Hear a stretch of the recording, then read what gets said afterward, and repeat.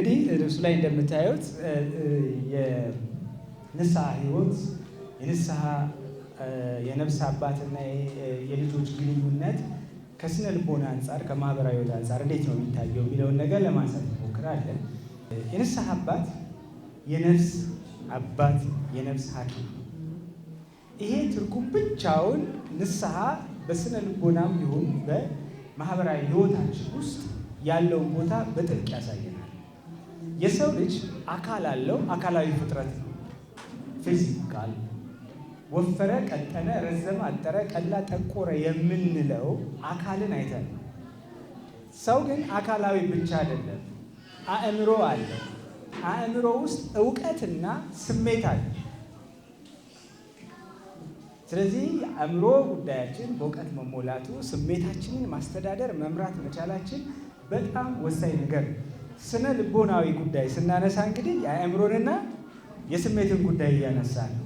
እርግጥ በኋላ ነው የተቀየረው፣ እመጣለሁኝ አራተኛውን ሳነሳ። ሶስተኛው የሰው ልጅ ማህበራዊ ፍጥረት ነው። የሰው ልጅ ማህበራዊ ፍጥረት ነው። ግን ሰው ብቻውን ይሆን ዘንድ መልካም አይደለም ሲባል ለጋብቻ ብቻ እንዳልተነገረ እናውቀዋለን።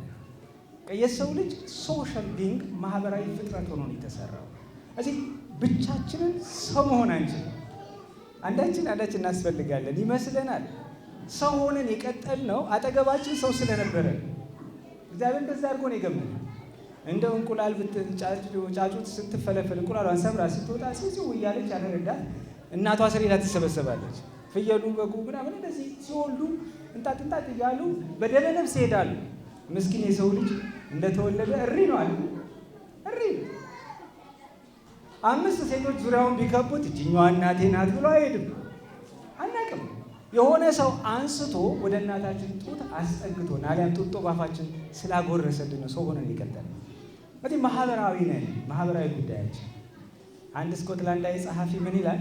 የሰው ልጅ ነፍስ አለው አይባልም፣ ራሱ ነፍስ ነው፣ ባይሆን ስጋ አለው ይላል። መንፈሳዊ ፍጥረቶች ነን እንደዚህ። ስለዚህ ነፍስ ያስፈልገናል። ካህናት አባቶቻችን በነፍሳችን ጉዳይ ላይ ተሰይመው የነፍስ አባት ሆነው ሲያስተዳድሩን የነፍስን ጉዳይ ሲመልሱልን አብሮ እነዚህ ያልናቸው ዙሪያ መለስ ጉዳዮቻችንን ይመልሳሉ። የነፍስ ጉዳይ ሰው ከነፍሱ ሲግባባ ሲታረቅ ማህበራዊ ህይወቱ የሰመረ ይሆናል። አእምሯችን ይሰክናል፣ አእምሯችን ይረጋጋል። እሱን ሁሉ እንዲጠብቁልን ከጭንቀት እንዲያሳርፉ ነው ካህናት አባቶቻችን የመደበልን። በማቴዎስ ወንጌል ምዕራፍ 9 ከቁጥር 36 እስከ 37 ላይ ምን ይላል ጌታችን? ብዙ ሕዝብ ባየ ጊዜ እረኛ እንደሌላቸው በጎች ተጨንቀውና ተጥለው ነበርና አዘነላቸው ይላል። ምን ሆነው ነበር? ተጨንቀውና ተጥለው ነበርና አዘነላቸው። መከሩ ብዙ ነው፣ ሰራተኞቹ ግን ጥቂት ናቸው። እንግዲህ የመከሩ ጌታ ወደ መከሩ ሰራተኞችን እንዲልክ ለምኑት አላቸው። ካህናት አባቶቻችንን የመከሩ ጠባቂ የኛ አገልጋይ አድርጎ ስለላከልን እግዚአብሔር ስሙ የተመሰገነ ይሁን። ከምን ሊያሳርፈን? ሊለያቸው ሲሆን ሊሄድ ሲሆን ህዝቡን ተመለከተ፣ በስተው አያቸው። ግን ተጨንቀውና ተጥለው ነበር። አስታዋሽ አጥተው፣ ባለቤት አጥተው፣ ወዴት እንደሚሄዱ ግራ ተጋብተው ተጨንቀው። ጭንቀት የአእምሮ ጉዳይ ነው። ጭንቀት የስሜት ጉዳይ ነው። ብዙ ቦታ ላይ አትጨነቁ፣ ጭንቀታችሁን አሳስቡ እየተባለ ተነግሮናል። ግን እንጨነቃለን። ተጨንቃችሁ ታውቃላችሁ? ተጨንቃችሁ የምታውቁ እስኪ እጃችሁን አሳዩ። እሺ፣ ተጨንቃችሁ ማታውቁ ልበል እንዴ? ለምን የምንጨነቀው? አትጨነቁ ተብለን የለ እንዴ? አትጨነቁ ተብለን ለምን እንጨነቃለን? አይገርምም? በጣም እኮ ነው የሚያሳዝነው። በጣም ብዙ ተስፋዎች ተሰጥተውናል። ግን አንዳንድ ጊዜ በህይወታችን ውስጥ ጉድጓድ ውስጥ እንገባለን። ጉድጓድ ውስጥ የገባ ሰው ደግሞ ከሰማይ አድማስ ማየት የሚችለው የጉድጓዱ ቀዳዳ የፈቀደለትን ያህል ያንን እንፈልጋለን። ከጉድጓዱ አውጥቶ ጉድጓዱ ጫፉ ላይ የሚያደርሰን የዛን ጊዜ ነጋሪ አንፈልግም። ሰማይ ለካ እንደዚህ ሰፊ ነው እንላለን። አባቶቻችን በጭንቀት ጉድጓድ ውስጥ በመጣል ጉድጓድ ውስጥ በምንገባበት ጊዜ ከዛም ጥቅ አድርገው አውጥተው ተስፋ እንዲያሳዩን የተሰየሙላል ናቸው። ካህኑ መንፈሳዊ ሐኪም ነው። መንፈሳዊ ሐኪም ነው። ቅዱስ ዮሐንስ አፈወርቅ እንደውም ምን ይላል? እንግዲህ ወንድማችን መምህር ገብረ እያለ ቅዱስ ዮሐንስ አፈወርቅን እንግዲህ ማንሳት በረከቱ ይደርብን። የካህኑ ስራ ከስጋዊ ሐኪም የበለጠ ነው፣ ምክንያቱም እርሱ ዘላለማዊ ነፍስን ይፈውሳል። ስጋዊ ሐኪም ግን ጠፊ የሆነ ሰውነትን ይፈውሳል። ስጋዊ ሐኪም ለስጋችን እንግዲህ ያላችሁ እነዛ ሁሉ ነገሮች ለስጋዊ ይሰየማል። ካህኑ ለነፍሳችን ይሰየምልናል። ነፍስን ሲያሸንፍልን ሌሎችን ሁሉ ማሸነፍ እንድንችል ያደርገናል። በሃይማኖት አበው ላይ ቅዱስ ጎርጎርዮስ ዘኑሲስ ምን ይለናል? የካህኑ ትእዛዙን ተግሳጹን አንሳቀቅ። ለምን? ነፍስን የሚያድን በዓለም መድኃኒት ነውና ይላል። እዚህ ካህናት የነፍሳችን መድኃኒት ናቸው። ንስሐ ይሄ ሕክምና ነው። አሁን ምስራቅ ቤተ ክርስቲያናት በጣም በሰፊው ሰርተው ኦርቶዶክስ ሳይኮቴራፒ ፈጥረዋል። እኛ የስነ ልቦና ስናጠና ሰዎቹ አላስጠኑንም። አባቶቻችን ግን ቅዱሳት መጽሐፍትን መርምረው የታላላቅ አባቶቻችንን ትምህርት አምጥተው ወደዚህ ኦርቶዶክሳዊ ሕክምና ሐኪሞቹ ደግሞ ካህናት አባቶቻችን ናቸው። ስለዚህ የአእምሮ እረፍት በነፍስ እረፍት ይገኛል። ትልቁ ድካማችን፣ ትልቁ የስነ አእምሮ ህመም መነሻ ኃጢአት ነው። የትኛውንም ይሁት አሊያም ደግሞ ተስፋ መቁረጥ ነው፣ ወይም ደግሞ እምነት ማጣት። የትኛውንም ችግር ስሜታዊ ህመሞችን እንውሰድ፣ የሰብዕና መቃወስ እንበል፣ ከፍተኛ የሆነ የአእምሮ መዛባት እንበል፣ መነሻ የሚሆኑት ነገሮች እነዚህ ናቸው። ሰው በእግዚአብሔር ሕግጋት ተመርቶ በዚያ መስመር በአባቶች ምክር ከሄደ ንገሩኝ፣ የትኛው ነገር ነው ሸክም የሚሆንብን?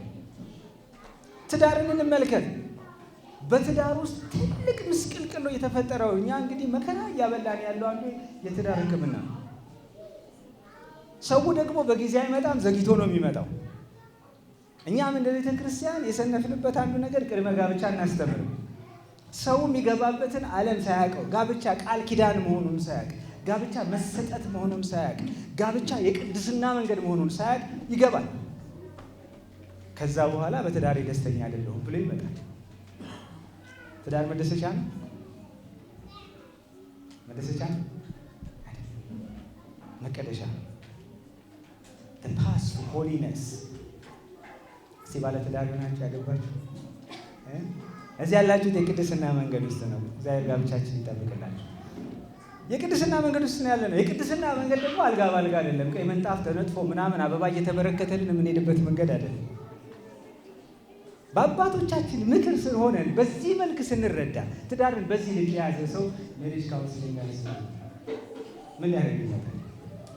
ፈተና ችግር ሲያጋጥመን ልክ የመነኮሳት አንዱ ፈተናቸው በዓትን ማጽናት እንደሆነ ሁሉ በጋብቻ መጽናትም ሌላ ይሆናል። ይፈታል። ቁጣን ያስቸገረን አንገር ማኔጅመንት፣ ሌላው ካውንስል የምናደርገው ነገር እሱ ነው። አንገር ተነግሮናል። ተቆጡ፣ በቁጣችሁ መሀል ፀሐይ ይግባል፣ አትበድሉ፣ ኃጢአት አትስሩ፣ አንደበታችሁን ጠብቁ። ዛሬ እኮ ሰዎች ከሰዎች ጋር ተጋጭተው የሚመጡት በኋላ የሚጸጸቱበት ጉዳይ እኮ ምላስ ላይ ያለ ምላስ።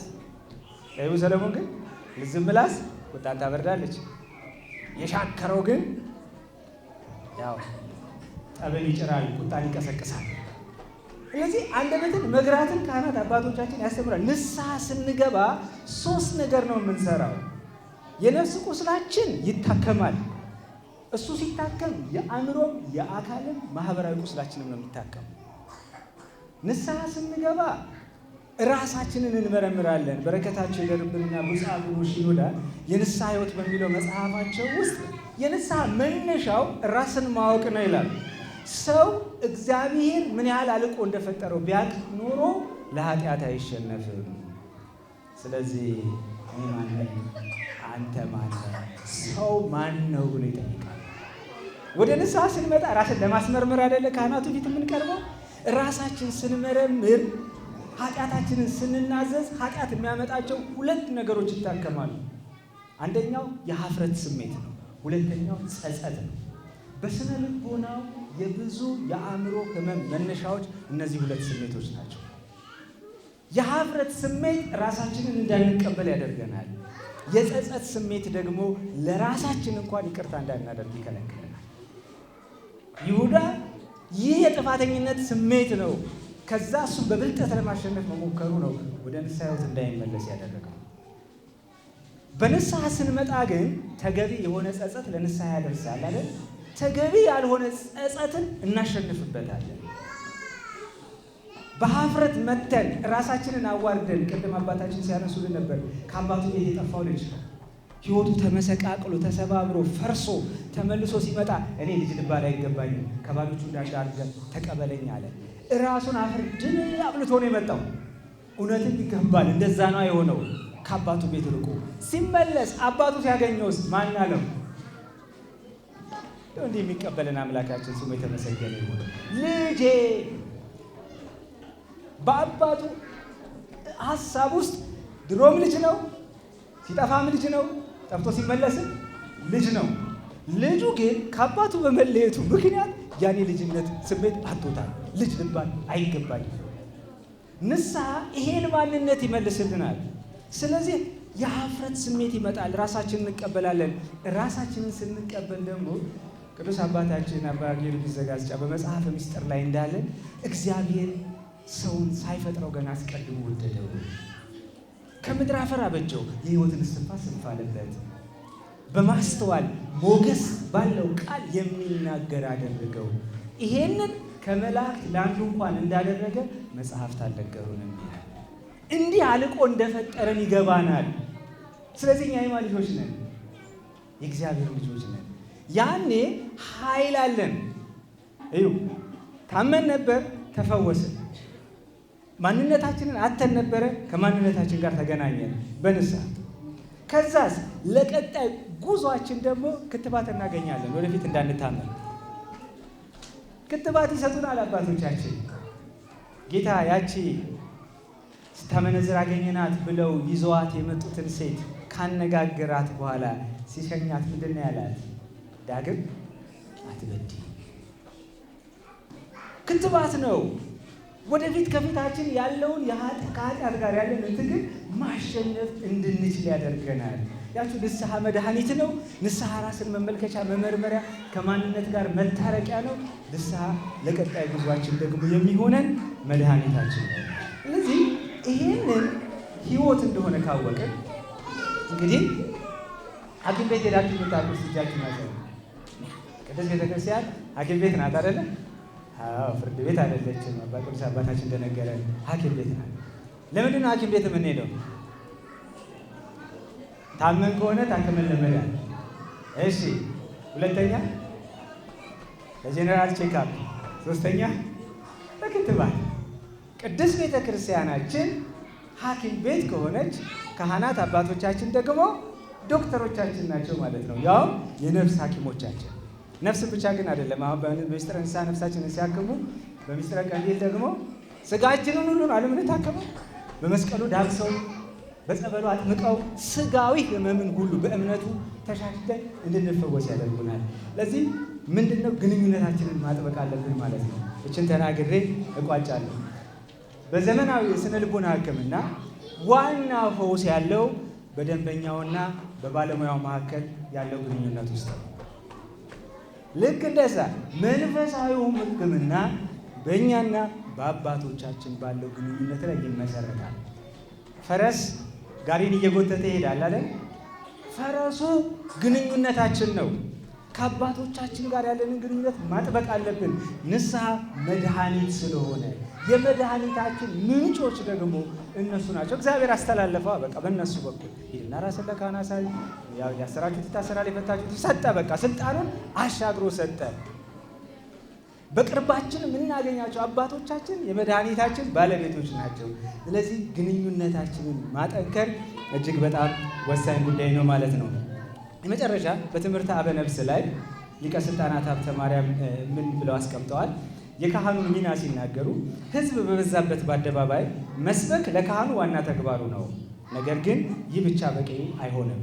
እንዲሁ ለእያንዳንዱ የተለየ እርዳታ የተለየ ጥበቃ ሊያደርግና በግል ሊሰብክ ይገባዋል። ሊቀ ካህናት ክርስቶስ እንዲሁ በአደባባይ ብቻ አላስተማረም። እንደየእድሜያቸው እንደየፍላጎታቸው እየለየ በግልም ሲያስተምር ነበረ። ሳምራዊቷን ሴት ቁጭ ጠብቀው እችን ሴት ኒቆዲሞስን ማታ ማታ ቁጭ አድርጎ ሲያስተምራቸው ያዘኑትን ሊያጽናና ያልዓዛር እህቶች ጋር ሲሄድ እናገኘዋለን። ካህናት አባቶቻችን ያንን በጸጋ ተረክበው እያገለገሉ ነው ያሉት ማለት። ስለዚህ በንስሐ እነዚህን ሁሉ ጥቅሞች እናገኛለን። አባቶቻችን ድካማችንን አውቆ እንዲህ ያሉ ሰብስበው የሚያስተምሩ የሚመክሩ ደጋግ ካህናት አባቶችን የሰጠን ሊቀ ካህናት አምላካችን መድኃኒታችን ኢየሱስ ክርስቶስ ክብርና ምስጋና ለእርሱ ይሁን። ይቆየን። ስብሐት ለእግዚአብሔር።